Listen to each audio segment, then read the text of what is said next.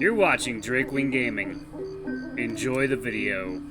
Hey guys, Natalie here from Drakewing Gaming. So new on Twitter, The Gaming Dragon. Today I'm coming at you another Let's Play episode of No More Future. Now I've got to tell you, today I'm not going to have Sedge with me. Right now, the whole team is worried about one of their artists in the Ukraine, and I sympathize greatly with that. Guys, please do whatever you can to support Ukrainian artists, so it's just going to be me today.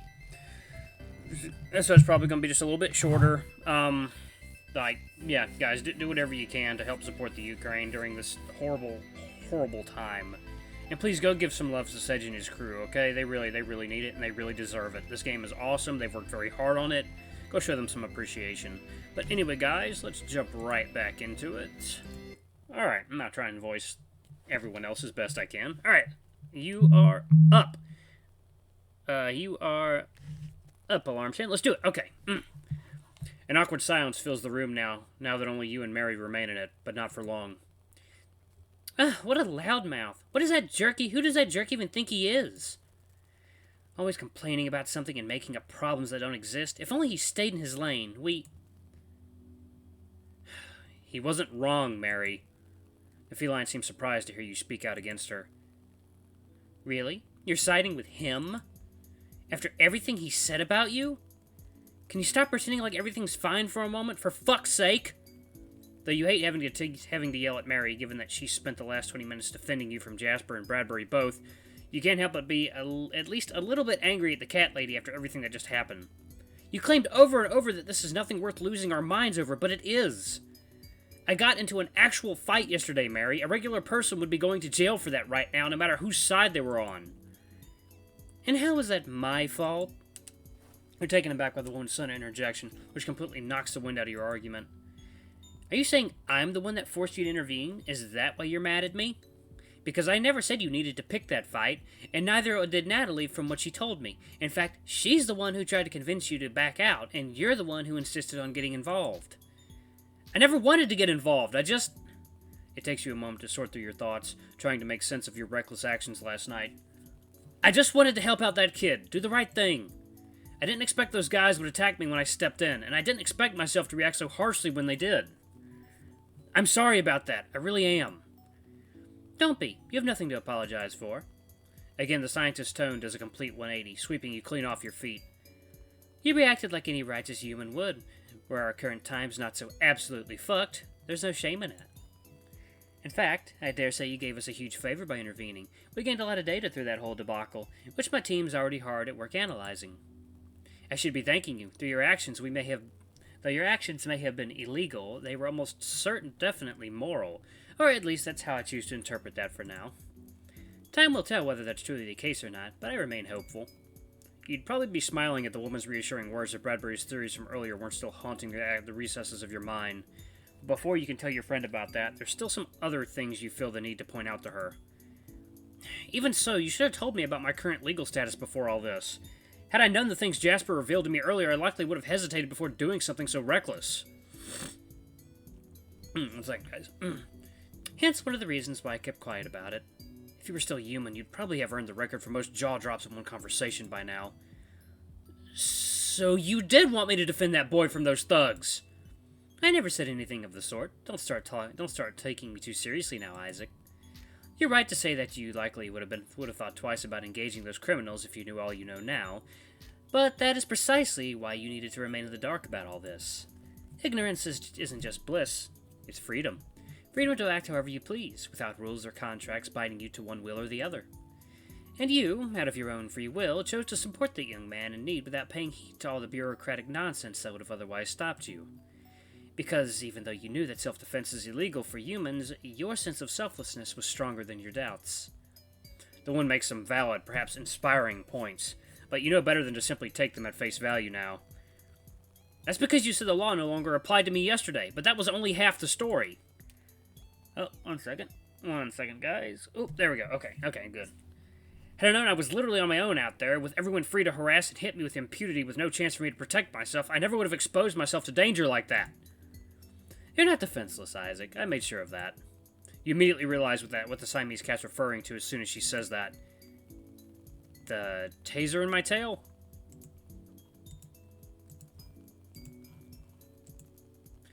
Among other things, your body and mind alike are more than prepared to deal with any would-be attacker.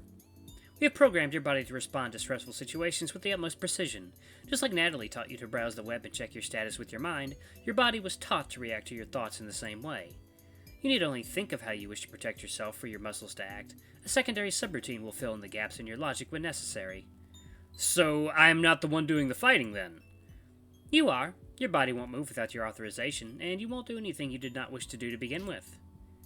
The best way to describe this system is more like an aim assist software in a shooter video game.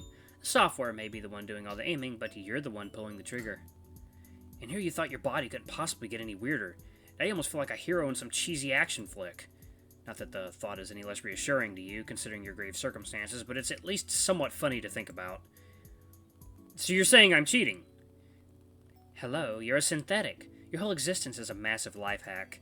Either way, the system still needs some time to adjust to your commands, so expect it to become better and better with time, assuming it'll be necessary, of course.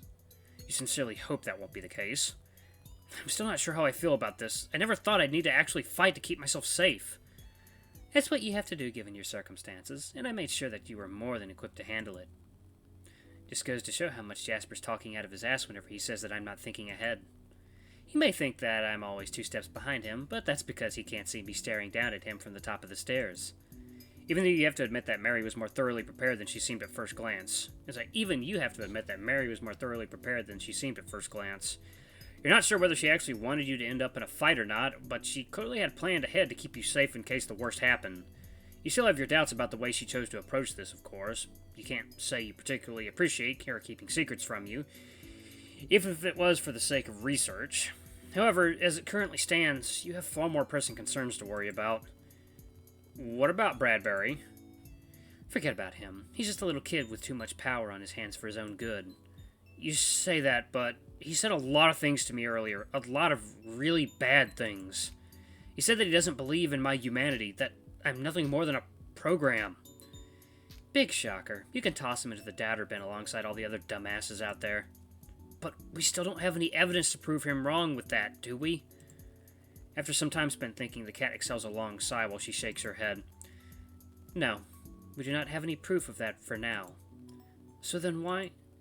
Look, we aren't going to get any definitive proof anytime soon. What we're looking for isn't as easily ascertainable as gravity or time. There's nothing you can do to get rid of your uncertainty in regards to your condition. What you can do, however, is change how you feel about it. How I feel about it? What does Mary mean when she says to change how you feel about it? How are you meant to feel right now except completely lost? Given that you don't know whether you're human or not, there's only 2 things you can do. You can either hope that you are, or resign yourself to the belief that you're not.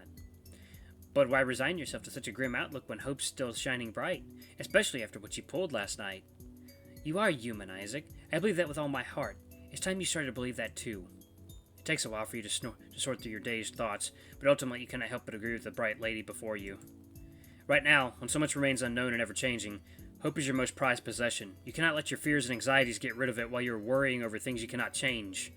Until you know for certain what you are, you're going to continue thinking and acting like the human you know you are. It's the least you can do to return the favor to Mary and all the others that work every day in order to prove it. Right. Thanks, Mary. Anytime, Isaac. Glad I could help clear some doubts. For real, though, stay away from him, okay? Nothing good comes from hanging out with characters as shady as him. It's good music. Yeah, these guys have some really good tunes for this game. You don't have to tell me twice. I think I've gotten enough of him in the half hour to last me a lifetime. Yeah, I know the feeling. The woman shudders before you, likely recalling some unfortunate experiences she had with the devious St. Bernard. Either way, it's about time for me to leave as well. Huh? Where are you going? To a warehouse over in Chicago. We were storing some synthetic prototype bodies in there for testing purposes, but someone broke in last night and stole a handful of them. That's terrible! Who would do... Wait, why are you going there? Is checking up on a warehouse part of your duties? Mary suddenly starts flinging her arms around in the air, openly showing that she's just as bewildered as you are. Apparently. You can thank Jasper for that, by the way. Though, I can see where he's coming from. The bodies didn't have any tracking devices on them, but we know what they look like, and I know all the tiny details that might help us find them.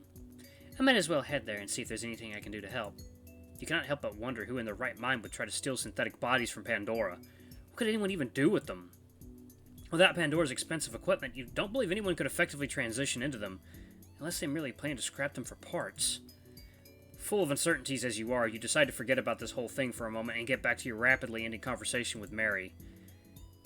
Well, I wish you good luck with that then. Hopefully you can recover those bodies sooner rather than later. Thanks. I appreciate it. As for you, I suggest you take the day off, so to speak. Find some quiet place to unwind from all the nonsense Bradbury tried to force into your head. But not here, sadly. Jasper's going to be back with the cleanup crew any moment now, so your apartment's going to be out of order until tonight at least. Yep, I thought so. I was hoping I could spend some time relaxing on my couch or something, but I guess I'm just gonna wander around the city or something. No, don't be so dramatic. I'll hit up Natalie and have her contact you in a minute. I'm sure she can I'm sure you two can cook something up together. Yeah, that sounds like a good idea. Thanks, Mary. No problem. Talk to you tomorrow, alright? Sounds good to me. Take care. With nothing left to say, the woman cheerfully leaves the apartment, followed soon after by you.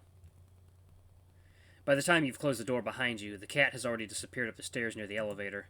This whole building sure has been having a rough couple of days. First the elevator yesterday, now, well, everything really. Your morning was rougher than ever, too. Between Bradbury, Harlan, Jasper, and Mary just being themselves, you've barely had a moment to sit down and relax.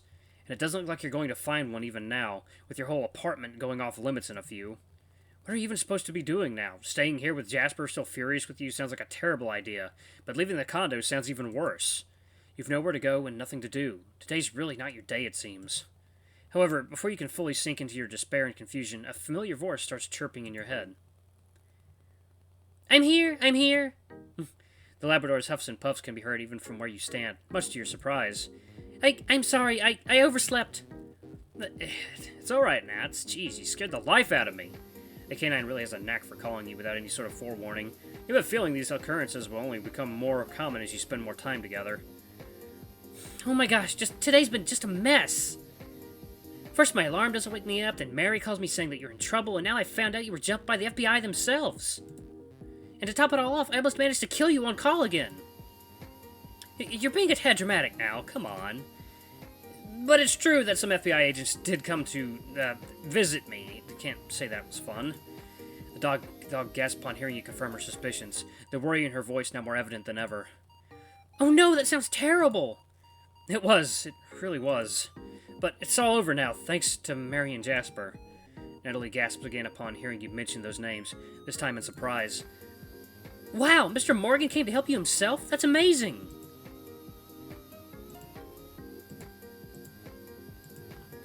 I thought he didn't like you all that much.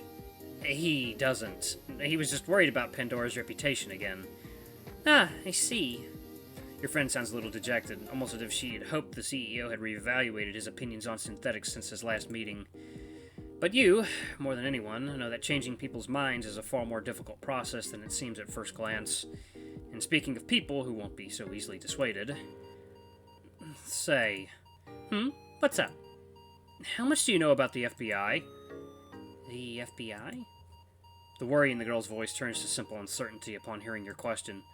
Yeah, I was approached by an agent called Bradbury today. A St. Bernard-looking dog, really shady fellow. And not only that, he was joined by a synthetic, and a real strange one at that. I'd never seen anything like it before. I see. The Labrador ponders your question for some time, but ultimately can't come up with anything other than a defeated sigh. Sorry to disappoint, but I don't know much of anything on those guys, aside from the fact that they have some influence on the upper echelons of Pandora. Mary seems to hate them a great deal, but other than a few insults she slings their way every once in a while, she never really talks about them. Aside from that, all I know about them is common knowledge. That's okay. Thank you for your help nonetheless. No problem. Still, I agree that it's strange that they had a synthetic with them. You think it's one of ours? I think Bradbury more or less confirmed it during our conversation at some point.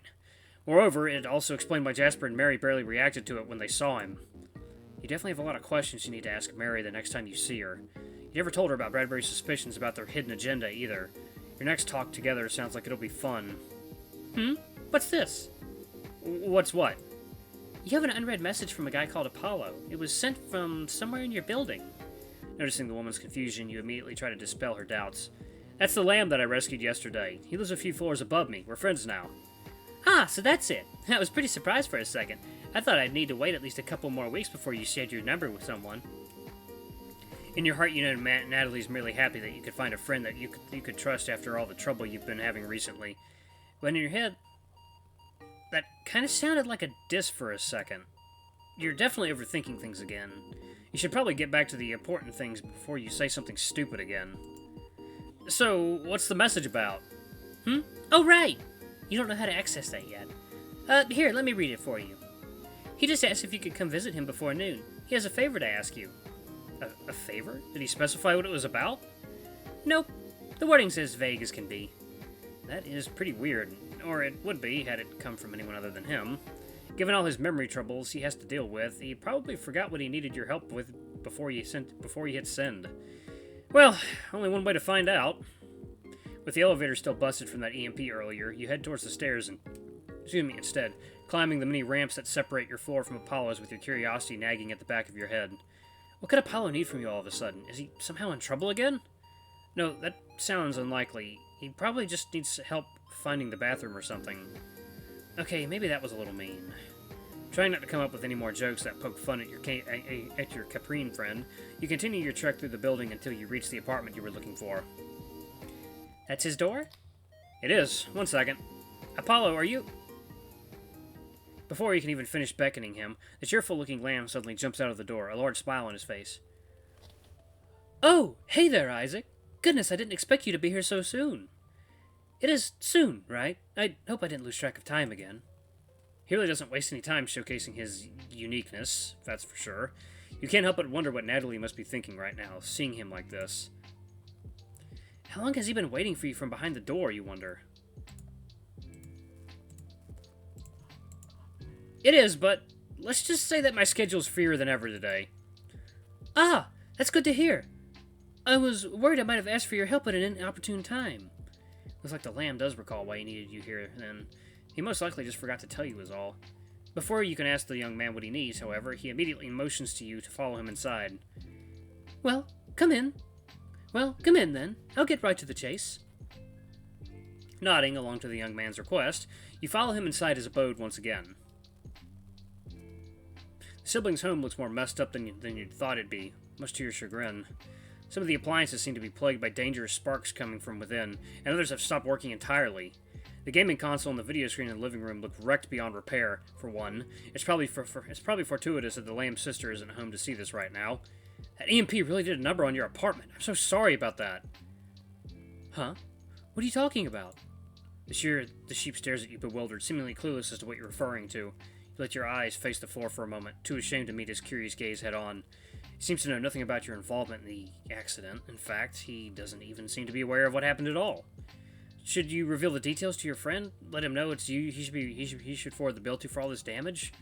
You can't even begin to fathom how he'll react should you tell him that you... Oh, you're talking about the freak accident from a little while back.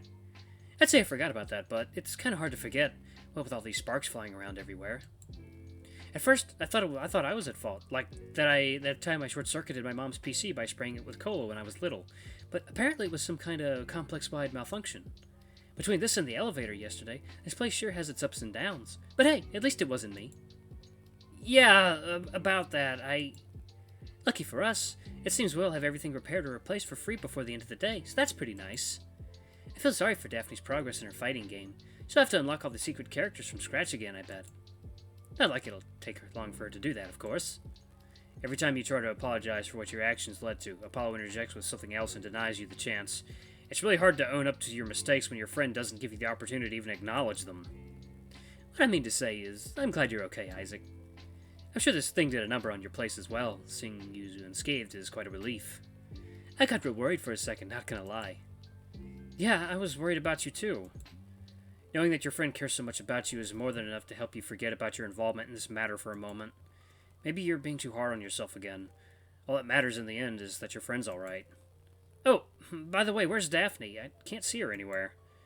Oh, Daphne? She's at work right now. I guess that makes sense. It is Friday, after all. Yeah, that's actually the reason why I called you here.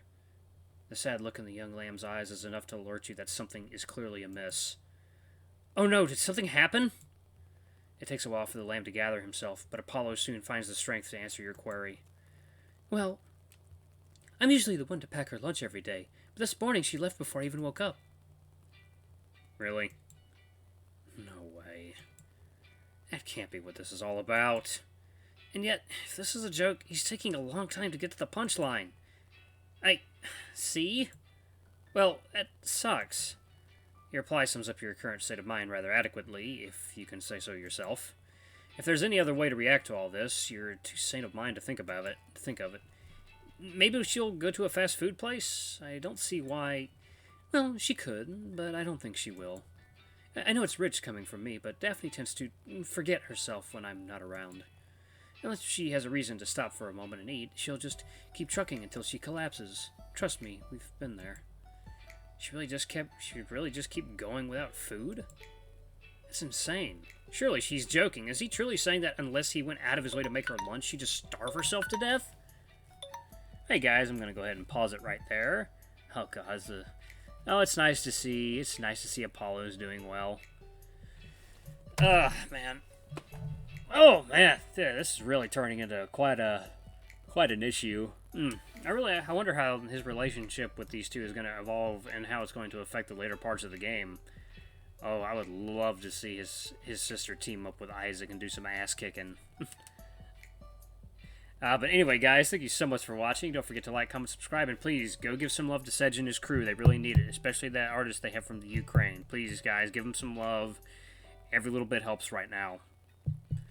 Anyway, guys, I love you all. I'll see you in the next video. Bye-bye!